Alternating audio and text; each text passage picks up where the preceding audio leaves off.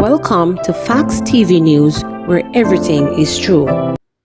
Lawmen to ramp up intelligence-driven operations in St. James following firearms seizure. Following the seizure of 2 high-powered rifles and 21 assorted rounds of ammunition in Salt Spring, St. James on Tuesday, March 7, lawmen have since ramped up their intelligence-driven operation in the parish. In collaboration with several arms of the Jamaica Constabulary Force and the Jamaica Defence Force, the operations will be geared towards crime reduction as lawful men seek to enhance public safety across the division. Meanwhile, the latest seizure occurred subsequent to the Montego Bay Police conducting an operation in the Perry Street area sometime on Wednesday afternoon. 1.40 Smith & Wesson pistol with a magazine containing 1 round of ammunition was seized. 2 suspects were apprehended in relation to the seizure. This discovery brings to 99 the total amount of firearms seized in the parish since 2023, in comparison to 131 in 2022. Opposition suggests trained graduate teachers should be offered gross salary of no less than $291,000 per month. Opposition spokesman on education and training, Damon Crawford, has suggested that a trained graduate teacher should be offered a gross salary of no less than $291,000 each month. Speaking at a virtual press briefing on March 8, Mr. Crawford said the $291,000 would cover the basic needs of the teachers. According to Mr. Crawford, the proposed monthly salary would cost the government an estimated $19 billion. Meantime, Mr. Crawford has described as unreasonable claims that there might be political influence in the ongoing discussions about the public sector reconstructed compensation system. Finance Minister Dr. Nigel Clark, in his budget presentation in Parliament, expressed concern that partisan politics was wavering its way into the wage negotiations. However, at the morning press briefing, Mr. Crawford rejected the claim, describing it as unreasonable and baseless. I think the start of the conversation should be a gross salary of no less than $291,000, as was seen by the persons who indicate their current spend, including a mortgage of $46,000. They didn't have a car loan, including food of $50,000, which is about $12,500 per week. A person with 2 children can easily spend that per week. That included transportation, but not a car loan at that point. Those are reasonable numbers. So a $291,000 per month starting point for the band 4, we propose is a reasonable starting point. Within that band is approximately 20,000 teachers, and so our calculations suggest that it would cost an additional $19 billion approximately for that conversation in band 4. So if we should move to that amount, it is by context only a quarter of the additional amounts the government collected, even not expecting that amount in 2022-2023. So the government collected approximately 80 billion more taxes than they expected, and what is necessary to pay the teachers a reasonable salary will be only $19 billion more. This is necessary because it is unfair, in our opinion, and in my opinion, that any group, including teachers, taximen, or any other group, should be asked to sacrifice into perpetuity and to subsidize the government's effort to run a balanced budget or the government's effort to deliver on other services. The teachers, they do have their own obligations. They do have their own rent, their own mortgage, their own children, their own university fees, their own student loan, none of which has been forgiven, none of which has been considered. We find that the accusations being posited by unions, including a statement made by the Minister of Finance in his presentation in Parliament yesterday, that they may be accusations of playing politics with negotiations. We find that these are unreasonable for the persons who are fighting for reasonable remuneration. It therefore is our opinion that the accusation and suggestion of politics is baseless. Indeed, the numbers does not support the ministers or the Jamaica Labour Party's accusations. The last vote of teachers negate this claim. As of the 585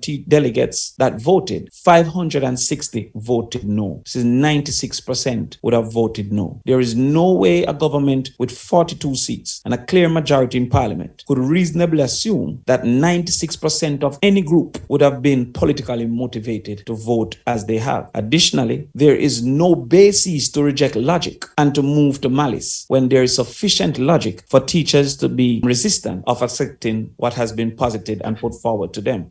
Portland Police working with Fire Brigade to determine cause of fire, which destroyed 4 shops in Ferry Hill.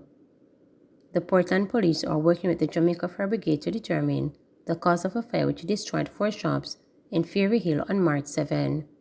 The fire, which started around 4 a.m., has left several business people counting their losses. It also followed protests by residents about water disruption and dust nuisance related to roadwork on Monday.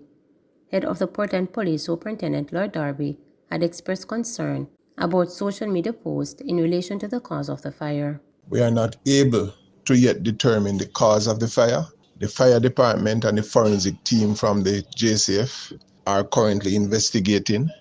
We are concerned about social media posts that imply that persons associated with MP Marie Vaz carried out the act. The post is also implying that the act is somehow connected to the demonstrations that took place over the dust nuisance with the construction of the road in Portland. We want to put an end to this rumor, and just to point out that the campaign manager of Minister Daryl Vaz was also a victim of that fire. So we want persons to be responsible in what they post, because we don't want anything to incite any form of political animosity or political violence in the parish. So we just want persons to know that there is no truth to these postings. Former JDF soldier found guilty of being Klansman member. Ex-Jamaica Defense Force JDF soldier Jermaine Robinson was found guilty of being a Klansman gang member on Wednesday by Chief Justice. He was among the 23 alleged gang members still in docks when the proceedings began on Wednesday morning. Robinson was a member of the JDF from August 2015 until 2021. The former army man was said to be the member of the Klansman leader Andre Blackman's Bryan security detail. It was said that he was often where Bryan was. However, Robinson's attorney Roxanne Simmet, in cross-examining the witness who implicated Robinson, had argued that her client hardly had any time to commit crimes, having been stationed in flanker in Montego Bay, St. James, after graduating as a member of the JDF in 2016. She said her client was transferred to Kingston in 2017 and placed in a special corps at Up Park Camp, where he was confined. The witness, however, counted that although Robinson hardly had time due to work, he still played a role in the gang. Police shootings, lawful but awful, says Indicom. The Independent Commission of Investigations Indicom says that while its probes have found that most police shootings are justifiable and result in no charges being laid, the body is suggesting that different approaches be employed to reduce fatalities. The Commission posited this view during Parliament's Internal and External Affairs Committee examination of Indicom's report on Wednesday, at which opposition member Lisa Hanna questioned why most officers involved in fatal shootings were not charged. Indicom's fourth quarter report for 2022 revealed that the Jamaica Constabulary Force JCF continued to account for the greatest number of fatal shooting incidents among Jamaican security forces, with cops being responsible for over 100 of the total 134 fatalities for the period. Deputy Indicom Commissioner Hamish Campbell, who offered the response, confirmed that the majority of cops are not charged, noting that 95% of all shooting incidents do not result in a charge. A great majority of the police shootings, to use an American term, are lawful but awful. So the use of force has been necessary and the individual officer is concerned for his or her life or safety of himself or another, he stated. But what is happening for a lot of these cases, the tactics and approach could be different in some of the circumstances, because once a police officer draws the gun, there is almost an inevitable about what will happen. He will certainly use it and resulting in death and injury, he said.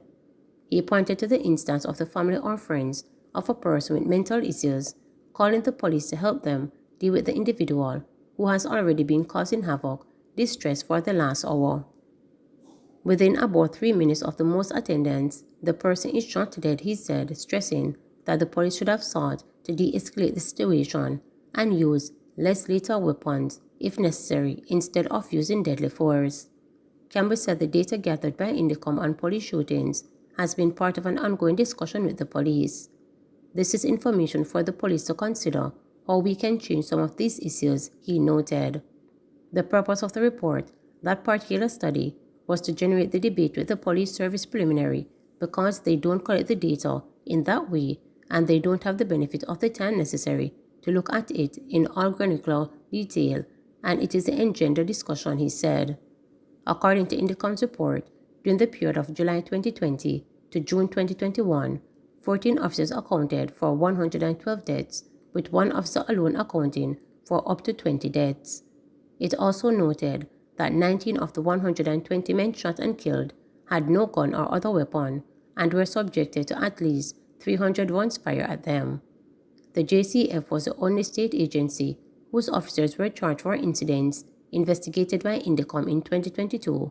A total of 15 members were charged during the period.